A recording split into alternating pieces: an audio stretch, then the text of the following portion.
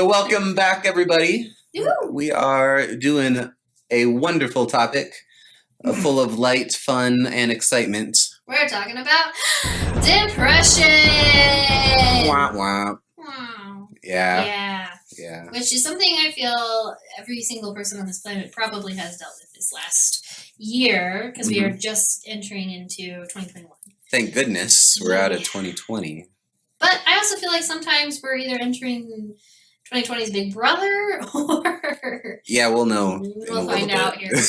Probably like a week into January when we're recording this. So Yeah. We'll see. Yeah. Yeah, but we wanted to talk about depression, and disclaimer that we wanted to bring in with this topic is David and I both, we've talked about in previous episodes, where we have trauma blocking. So there's different types of traumas that people have.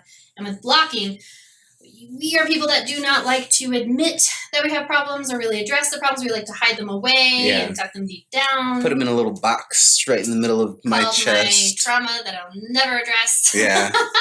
But David and I are definitely addressing these things, but this is a topic that's hard. It's not an intentional thing that we do. It's just how we deal with stress and what is another word for stress? Anything that's less than nurturing. Danger. Yeah. So we just ignore it. So we can't even see it. And so we don't feel it affecting us. Yeah, we can go numb pretty easy. Yeah. So this is going to be an interesting conversation because it talks about something we literally avoid. Yeah. Instinctually. So even before we started pressing record, we're like, what do we talk about? How do we talk about this? What? We can't even, we know we want to talk about it because we all felt it this year or last year. And so, but we were like, well, what about it? Like how to deal with it? And I was like, I don't deal with depression. Like, I didn't know when I was depressed, It's like, it's such an interesting topic. So we're going to try and navigate this as best we can. So maybe if you guys have ideas, put it in the comments or wherever the show notes is on this, go to our social media and give us some tips. Yeah. Because I think we're all in this together in a lot of ways. And I want to give my thought of like why one big reason I personally don't know how to deal with it. It's because I don't have a language to understand the internal feelings of depression to associate it with the thing that they call depression. So that was one big thing I learned this year in 2020, last year. I got to get used to saying that. So weird. Yeah. Because 2020 was such a long decade. So forever. Yeah. So, yeah, it's hard to say 2021. I'm typing it in my notes and stuff, and I'm like, 2020. Wait, no, 2020. Still that stage. Anyway, but yeah, it was last year. Yeah, so everything shuts down. I'm home alone all the time. It was actually TikTok that gave me some language to help me understand ADHD. So terms like hyperfocus, object permanence issues. We talked about how the post that got me was someone was describing how they go about their day, and their entire day is them trying to do the thing they're trying to do. And I was like, I laughed and I showed it to my friend and I was like, hey, this guy is talking about what everyone does. And she's like, no one does that. I was like, no, but this is a thing. Yeah. We can talk about it in another episode. But it was just this language and I was like, okay, there's these things. Another one is rejection sensitive dysmorphia, which is a neat one. Yeah. But so before 2020, I didn't really think ADHD existed. Like I knew it was this thing that happened to some people, but I thought it was just way overdiagnosed so that drug companies could give children meth. Which I still think that. I do.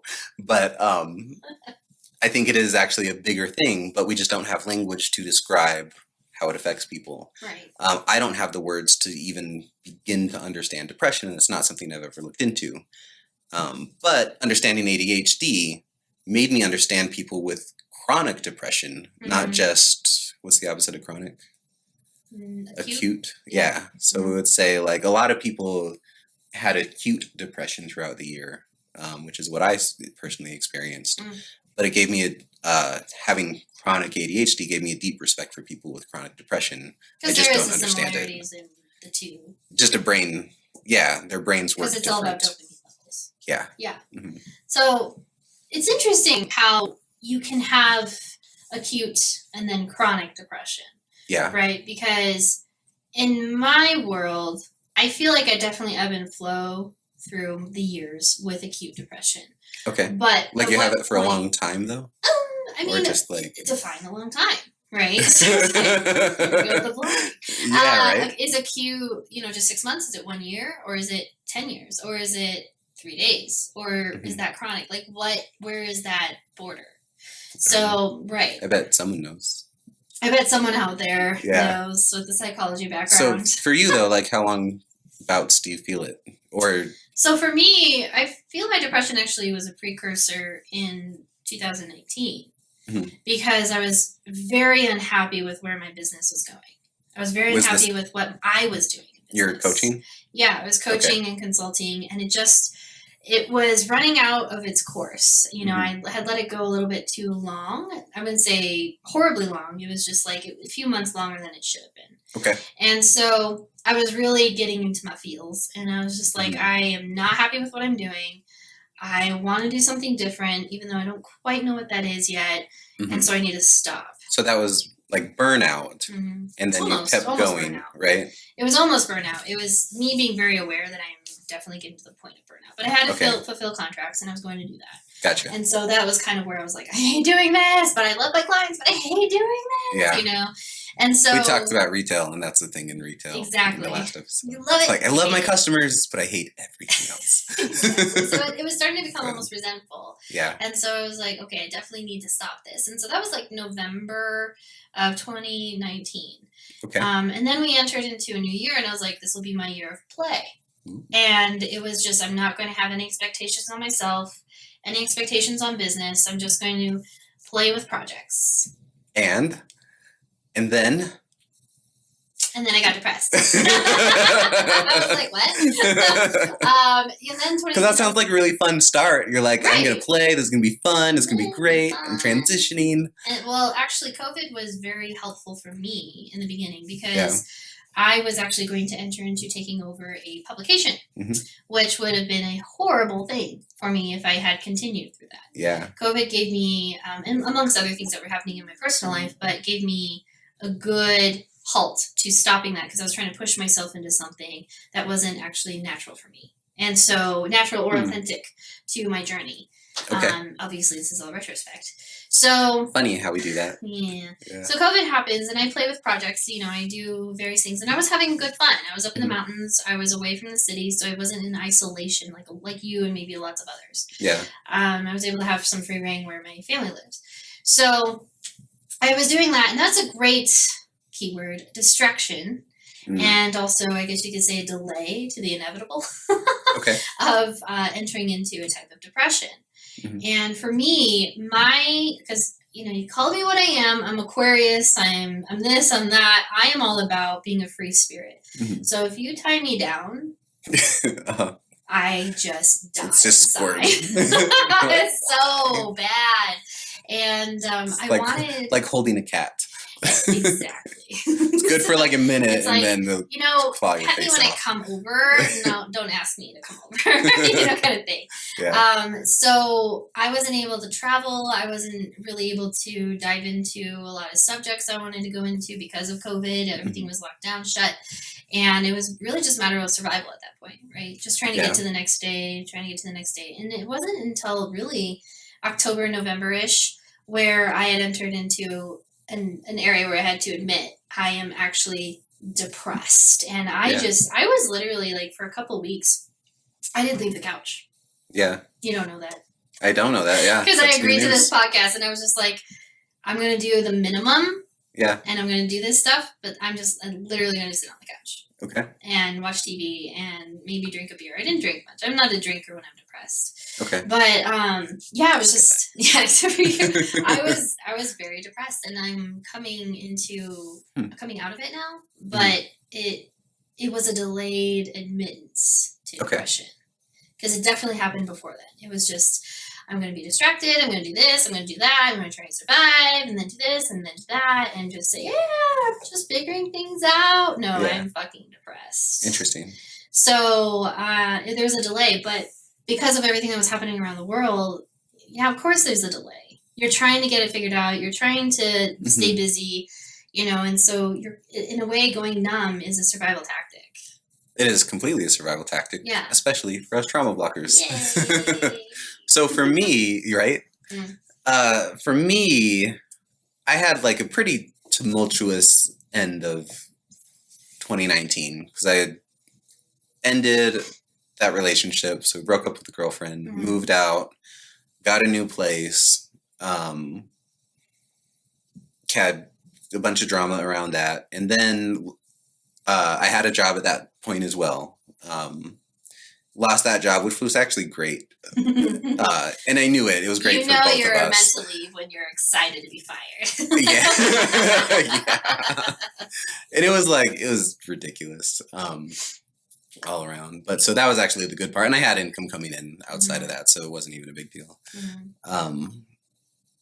And then I had this plan, right? So I was going to take the Colorado Mastermind, turn it into like the big, I had kind of mentioned it on the last one, turn it into this big high-end coaching package. Really excited about it. Then COVID happened and shut everything down. Yeah, and you're all about meeting. All about meeting. So I've got a wine club that meets every month. My mastermind was meeting 3 times a month in person. And like I'm a strong introvert, but I really thrive off of the in-person events. Those once a month social things you do. Yeah. Do it, host it, have fun, then I go, right? Recover for the rest of the week. Exactly. But it's important to me, and so like everything shut down. So I couldn't translate the energy of in-person masterminds onto Zoom. I tried it a couple times and it just didn't. I hated it. Yeah. It's just ironic. Fast forward to our watch party. Well, that's true. The best thing ever. But it was a little different because a lot different energy. There were so many people there. The interaction was great, and it was my first like real thing in a year, know. And so it's just like it felt so. And like this, we're doing it together, and it's not just everyone's virtual, and I'm in my living room on this makeshift with your like fancy background, but trash everywhere. Yeah. The camera can't see. Literally, yeah. And that was huge because like my home is it has one energy. And when you bring work into the home, it messes up that energy, even though I like closed off the space. So I stopped doing that. I stopped doing all mastermind stuff. And I drank. And it was okay because day drinking was totally socially acceptable. Okay. All right. Just pointing that out there. TikTok said so. Socially acceptable doesn't mean it's good. True. Right? And we'll talk about like what is normal okay. Yeah. So it was about June, I think I was like in it, right? And I kind of realized I was depressed. But I think the heaviest part was like the April, May when just everything was, I couldn't do anything. So I just stayed home, stayed up all night, played Minecraft and drank until I passed out. Good old trauma blockers. Yeah. Using external stimulus to address things. We're going to drink a bottle of whiskey. Yeah. Yeah. Exactly. So you noticed it October. I admitted it. You admitted I'm sure I can tell you I probably noticed it before then, but again, blocking. Okay. Interesting. What was there something that like sparked you to admit it or notice it? It was because I was officially not living with anyone else at that point. And so I could just literally just be me, myself, and I, no distractions. Yeah. And, I've lived with myself before, but I was living with family. And then I transferred to Denver, and I was again with family for about a month and a half until they moved on with their RV. Yeah. Because they're full-time RVers. So I'm in their house, taking care of it while they're gone. And it's a big house for one little person and dog. Yeah. And so, right. And so it was, it's just me, myself, and I. A lot of people weren't really on the phone those 2 weeks either, which was helpful for me. Yeah. Because then I could just deal. But it was just being alone and being able to, again, not have distractions, talk to people, deal with people, and I could just sit. So you sat and you were like, and just one day you were like, hey, I'm depressed. Or was it like, you're like, well, I don't want to get off the couch. Excessive I must crying be kind of was a point to Okay. pay attention to. Okay. It was just a lot of tears, a lot of crying of like, I'm not able to move in the space I want to be able to move into. Mhm. And I want to, and I'm kind of done feeling like floating and playing in these areas, which were needed for Mhm. sure. But it was time for me to be like, I need to work through a couple things and then move forward. And that was around the time where I started really feeling into some shadow work, as they call it, Mhm. where it's a lot of fears and things that have developed in the past that you're not addressing. And I Okay. didn't know at the time, and maybe I might get into that here, because you actually don't know this either. But I love it. I love it when sentences start this is with why that. he does the podcast, just to like know my secrets. Which I'm very transparent, so I'm like, whatever. But it was just kind of like the beginning of really dealing with something that I haven't really fully dealt with that I thought I did. Mhm. And Were you working with a coach in this, or was it like a program? No, it was Your just own thing. me, myself, in tears and things like that, swimming in my tears. No, it wasn't until what was that? Early December. Before Thanksgiving, I don't know. I have a guru. I love her to death, Adrienne Wagner. She is my guru because not only is she a licensed therapist with a master's degree and all that, but she also does a lot of kind of the woo-woo work with Reiki and the spiritual side in that way. Mhm. So she brings a lot of good balance of East versus West in terms of psychological therapy. Okay. And I love it. Yeah. So she's my guru since 2013. So I had a one-off chat with her because I kind of do these things called tune-ups just about every year or two, reconnect with her and we'll have a tune-up session. Okay. Or two. And in this session, I was like, I'm just depressed. I'm like, I can't move forward and there was like this self-worth issue that keeps coming up for me. Okay. And I knew that was my foundational fear. I feel like I'm not worthy for X, Y, and Z, Okay. And I always and I have issues, daddy issues, like many people out there. Okay. My daddy issues is my dad left, per se, when I was 5 years old. He went to prison. Mm-hmm. And that was actually a few times in prison, but I was 5 and I was cognizant of what was happening. Okay. So I was 5, he's in prison, mom and dad are getting divorced. And I was dealing with his abandonment issue because I kicked him out of my life when I was 8, when I found out the truth about my dad, which we'll probably talk about in a second. When I was 8 to 10, somewhere in there, I kicked him out of my life until I was 18 when I found out he was dying. So let's wrap that whole package into a statement or two. That was some heavy, right? Heavy this is going to be my Anastasia episode. Yeah. No. I dealt with the abandonment issues with my dad because he wasn't in my life, so he was always this abandoned child and kind of not disorder symptom, but thing. Yeah. And I had really worked a lot through that, and I repaired a relationship with him, and so I didn't have this regret like my half sister on my dad's side. She didn't, and she actually wished she did. And so he passed away with reconciling me forgiving him and forgiving myself for all the hatred I held onto him for a long time. But what I discovered with Adrienne is when I was 8-ish. That is actually a period in your life when you're a kid, when you're starting to detach from identifying yourself and your parents as one thing, to now you're getting a lot more individualism, right? So it was like that pivotal moment in my life where I found out my dad is not a good person. Okay. And this is why. And when I found that out, it really crushed my world to make me feel like I come from badness. I will always be bad. Therefore, I don't deserve. Interesting. Right? Okay. So it's this interesting tie that I've had. And when she literally worked me through that, I just immediately bawled. Yeah. And that's a key indicator, for me at least, that it's like, this is an issue you have not dealt with. Okay. So I had to go through that sitting with depression, even though I did deny it for a while, have 2 weeks of just being like, what the fuck is wrong with me? And then having that tune-up session to be like, this is why I don't continue on with something. I'm never really moving into a space that's truly something I want to continue with forever.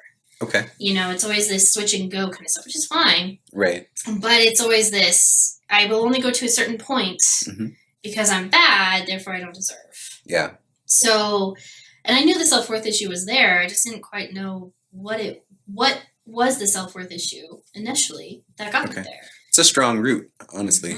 It's a very formative time. So I would call it the wounded child is before that, and then the adapted adolescent is that pivoting point. Yeah, right. And so people get stuck in those stages. Most people are stuck somewhere in one of those two. So it sounds like you were stuck in that adapted adolescent. I call it the rebellious adolescent. In a very subtle way, though. Yeah. It wasn't as a parent because this whole like abandoned child people would tell me about, and it was true. And I worked through that. I really did. And so the abandonment side I really healed from and forgave, but I didn't know that I initially identified as a bad person. I always felt like there was something more going on, but I could never figure out what it was. I had a similar experience with one of my coaches when I did my intensive that I think we talked about. Your trauma weekend? Yeah. Yeah. I had said, like, I was a bad kid. Because when I was growing up, I was always told I was a bad kid. But there's really no such thing as a bad kid.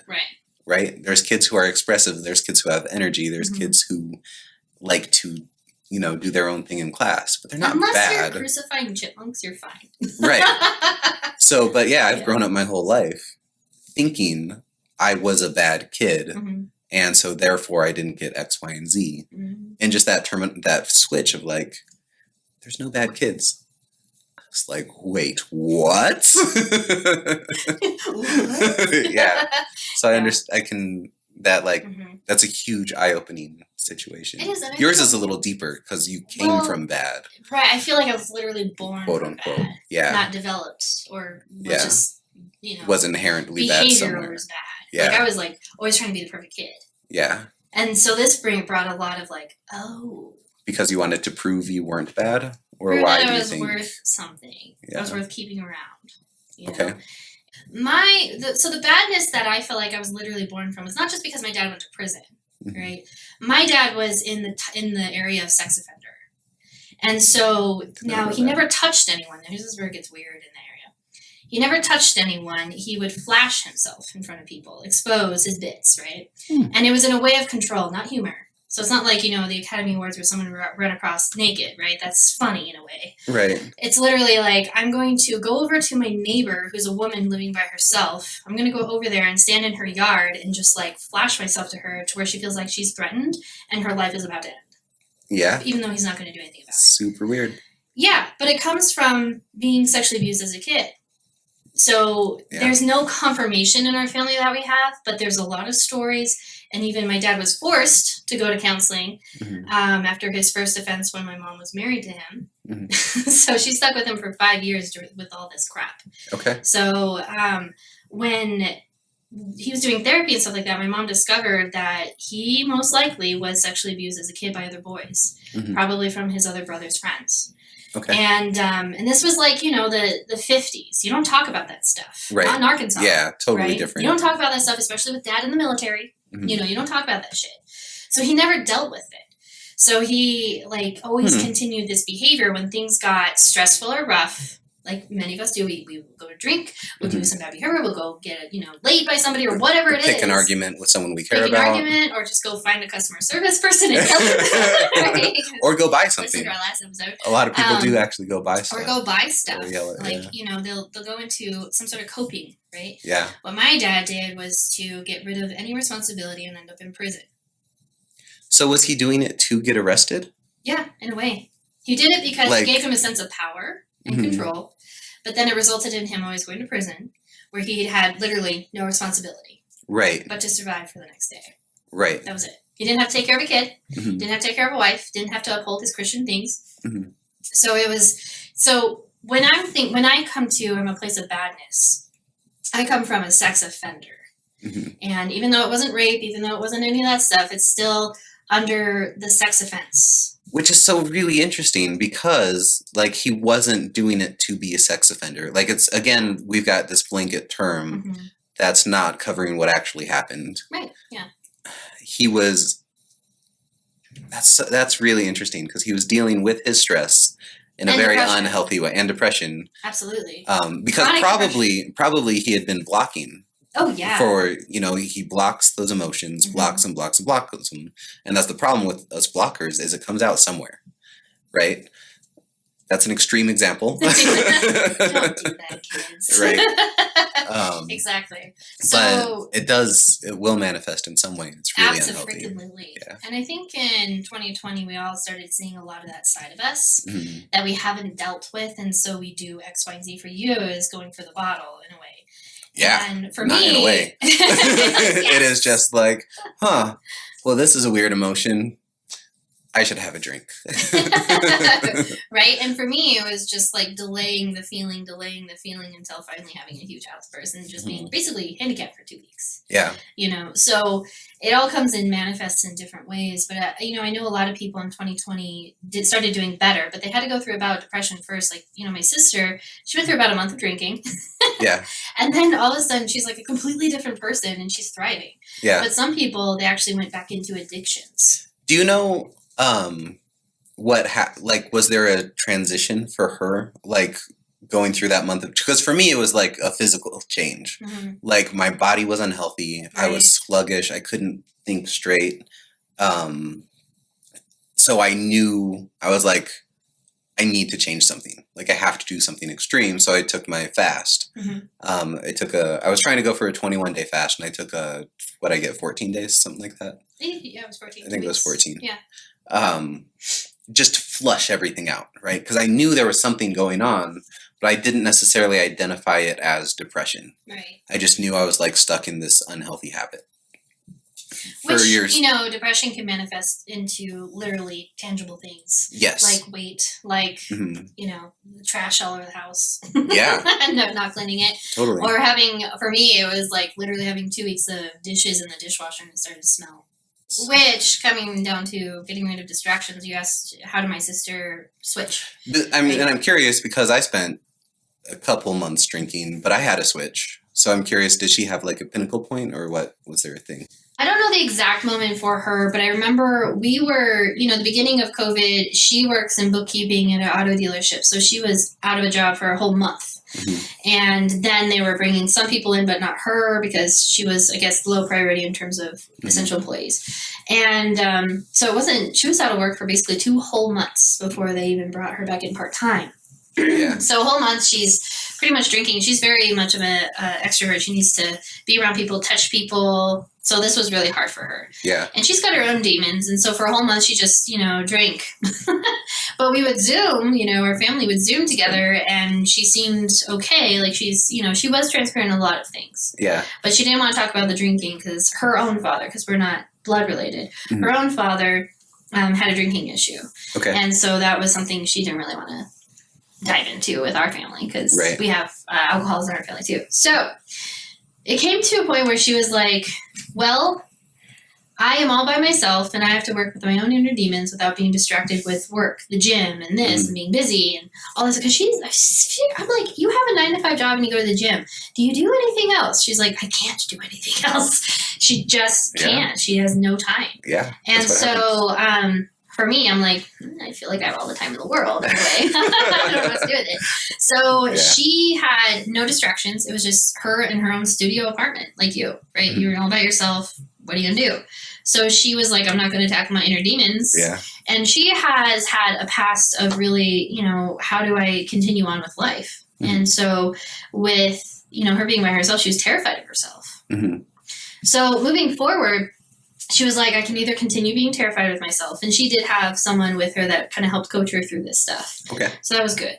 And so she just, one day she was like, I can either continue drinking and maybe not be here for the rest of the year, or I can keep going and make time to finally get out of Philadelphia, this job and this situation that she continues to not like, but never pull the trigger. Right. Now she's moving to Colorado. Is she really?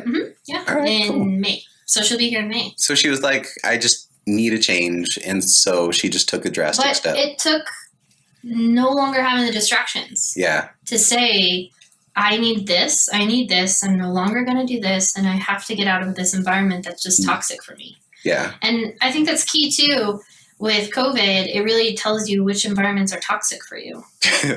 Yeah, absolutely. So, if you get away from the job, now you can say that's a toxic environment. I no longer need it. Or maybe now you're at home and you're like, this is a toxic environment. I don't never want to come back here. Right. So it just kind of depends on where you're at. Yeah. Huh. That's interesting.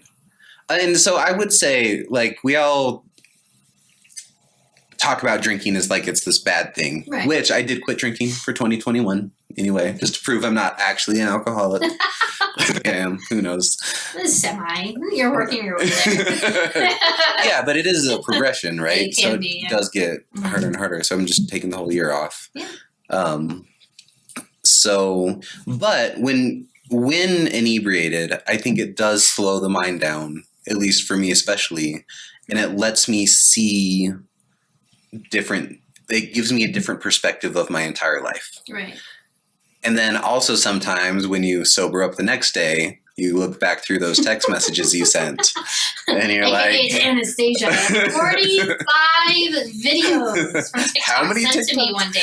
I always knew if he was drinking based off of how many messages he would send me. It was so funny. So I think 2021 is, and it's not this whole New Year's resolution idea. It's just a way for you to say, this is my start date that you can track. Because who's saying, I think May 12th at 3:00 p.m. I will begin my New Year resolution or my mid-year resolution. No one, your brain just has to go with rounded numbers. Yeah. And so I don't ever say, don't have New Year's resolutions, but I'm always like, I think pick a date that works well for you. And New Year tends to be that date for most people. Yeah. So I think it's cool that you're just like, I'm going to take a whole year off from drinking because I learned in 2020, I depend on it a little bit. On drinking? Mm-hmm. You mentioned before, it gets you to go to sleep. Oh, me? Yeah. It gets you to relax. Oh, yeah. All those things to escape, right? Yeah, and because I depend on state changes, whether it's essential oils, whether it's alcohol. Alcohol is just a really easy one because I was talking to my friend he's a doctor, and he's really deep into how different chemicals affect the body. Alcohol is actually a really messy drug because it does so many different things in the body. Yeah. So I use it to fall asleep or to reduce stress or to increase energy or to accentuate excitement because it does all these different things. But that's like, you played sports in high school, didn't you? Mm-hmm. Yeah. Volleyball. It was like the trainers, you'd break your leg and they just put ice on it. Like they would just put ice on everything. Yeah. And they wouldn't actually fix anything. They're just like, oh, go ice it. Mm-hmm. So it doesn't actually fix anything. So instead of dealing with the thing that I need to deal with, whether it's figuring out how to fall asleep effectively or have more fun at a party because I'm socially anxious, it's just it's an unhealthy way to fix that. Yeah. Well, it's definitely a Band-Aid. A Band-Aid. That ends up killing you later in life if you continue to use it. Right? Yeah. Same with drugs, same with, all sorts, even working out. A lot of people use working out as a coping mechanism. Yeah. So I'm all about movement. I'm all about working out, being healthy for yourself. Go for it. I do it. I have not really in the last few years, but I used to. Actually, it was a couple years ago. I was listening to either a Facebook Live or podcast or like something of yours, an interview maybe. And you said, you were like, when you're trying to build your business, think about like how you're spending your time. Yeah. Do you really need to spend 3 hours at the gym? Yeah. Are you a professional bodybuilder? Right. Do you need to be there 3 hours? And I was like, fuck. Because I would go, I would sit in the sauna, I would go run, then I would lift weights, then I would sit in the sauna. And it was like 3 to 4 hours of being there. I didn't need to, I was fit. Were you using it as coping, or were you training for a Spartan race? Like, it was even coping, if it's 3 hours at the gym. Like, I know influencers who literally spend 3 hours a day, sauna, all that jazz, which it's like, that's fine. But if you're, again, it's like you can use anything to be a distraction. Yeah, but is it getting in the way of what else you want to do in your life? Exactly. Because I have a good friend, love her to death, and she knows that she's got an addiction and a way to distract by going to the gym. It is mental therapy for her. It is for lots of people, including myself, which is great. Yeah. But again, 3 hours a day. And it's like, okay, you know, there comes a point where it's like, are you spending 3 hours a day on the television? Are you spending 3 hours a day on the phone? Driving even can be a great way to escape. Yeah. Like for you. Yeah, we can talk about that in another podcast.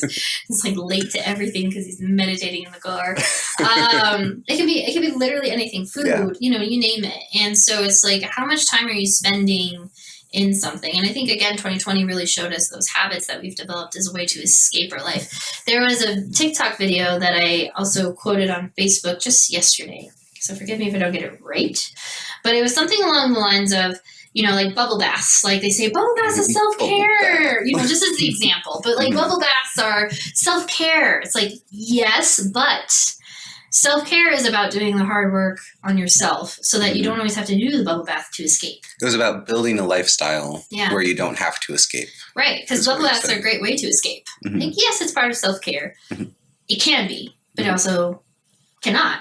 Yeah. And so it's like, it's really, again, relevant to each person. So let's bring it back to depression, because that's the key here. How do you know if you're... Because what you did was pretty interesting. You just sat in your depression and you're like, I'm depressed and I'm going to ride this depressed wave. Because normally I would avoid it. So I said, I'm not going to do that anymore. I'm going to actually feel shit. So how do we know if we're avoiding depression or like just wallowing in self-pity? Like, how do we know if we're dealing or just wallowing? I think that's a good question. The intention, for sure. Because I have family members that I can think of, and they know who they are, where they haven't dealt with shit for 60 years. Yeah. And no joke, 60 years they haven't dealt with stuff, and their life is not great. And they know that. And now they're dealing with health issues because of it. Yeah. Right? So the intention of wallowing in your pity is, are you looking for a pity fest? Or are you looking to actually get through this? My intention was to get through it. That's the other side. And I forget what it is, but it's like a trauma repeater. You're in a trauma repetition. Yeah, cycle. Where people, like, we block, they just wallow. Yeah. And they'll just like repeat it and run it over in their mind over and over. And where you did that, but you were using it to get through intentionally. I was just like, well, for me, I don't cry. Like, ever. Yeah, I don't know that. Me neither. I don't think we should have done that. That's not something to fist bump. Darn it. But like, I don't cry, and that's because I had to be the perfect kid. I had to be the independent. I had to be strong, right? And then I had to survive through a marriage with medical crisis, and like all this stuff that led me to be like, I don't have time to cry, so I won't. And so I'll just deal with it in a logical way. And so I really fall back into logic and all that crap, which I'm very good at. Yeah. But I'm not good about getting into my own feels and just crying it out and writing it out and all that stuff. So I tend to have these outbursts of just cry fests. And that's fine, again, how we all process differently. But I was like, instead of blocking all this and trying to do it logically, I'm just going to get into my feels and no one's going to interrupt me. Interesting. I cried a lot this year. I'm not going to lie. And it'd be like stupid stuff would set me off. Right. Like watching The Walking Dead. You read a meme and you're like, ah! Yeah, I just tear up. And it's like, that was abnormal for me. Right. So it's like, but I didn't realize that it was coming from because I'm in this like depressive state. Right. I was just like, Walking Dead, she just, it was such a serious... She exploded herself. I was like, she killed that zombie. Gosh, it's just so sad. There's some really intense scenes, and they have to do what? I haven't seen it. You haven't seen The Walking Dead? I know. Everyone's always like, what? What's one thing you want to do differently in 2021, considering knowing what you've learned with depression and all those things in 2020? So I want to learn the language of depression, because that, to me, when you have the words to describe something, then it can be understood and then it can be dealt with. Right. And then especially if everyone has the words to talk about it, instead of just saying, I'm depressed. Like, that's such an all-encompassing thing, right? Like, it doesn't even cover acute depression or chronic depression. Like, those are so severely different. And I can't even imagine like what it's like to live with chronic depression. Mm-hmm. So what I'm going to do is go into the language and figure out what like the different like emotional, physiological situations are. Yeah, well, I think that helps you, again, be able to have awareness as to where you're at through 2021 and moving forward. Yeah. So that you can be like, oh, yeah, I am depressed. Yeah. This is the language behind it. Now I can find a way to move through it. Absolutely. Right? Because you don't know where you're going unless you know where you're at. And connect with other people who are in that exact same state. Right. Right? Not depression just, parties. Like the specific part of depression, right? So it's like, but I don't have the words to describe it. Right. You know? Mm-hmm. Because then you can relate like, oh yeah, I'm in blah, blah, blah state, which maybe we'll do a different episode later once we've learned about this. Probably, and we can talk about it with everyone. Because I'm like, there's different states? I don't know. Yeah. Maybe I need to look up these words too. Exactly. What about yourself? So, you know, for me, because of a lot of the realization that I was able to feel into, and I know I wouldn't have gotten to that unless I did. So I'm so grateful that I had 2 weeks of just shit and then have that session, because it really did bring a lot of light to how I can navigate into the future. Because once you know what it is that's blocking you, then you're able to really overcome that. And I had a lot of information, but it just wasn't that specific piece that was missing for me to really move forward. So I'm really excited about 2021 to move forward in things that I felt like I didn't deserve, want, or could have. Like a boat. Like a boat, and sailing wherever I want and filming what I want. So that's definitely something I'm excited to really fulfill finally, after, I guess you could say, what do you call that? Not abstinence? Trauma abstaining, yeah. Abstaining myself from really living that life. Yeah. And so I'm excited to move forward in that space. And I'm sure I'm going to have hiccups because I'm going to be like, no, I don't deserve it. But I'm excited to really move forward knowing a lot of this information. Thanks for watching the I Don't Know What the Fuck I'm Doing podcast. And whoever you are, you're my favorite person. That's going to be a thing now. Okay. Yeah, it's totally a thing.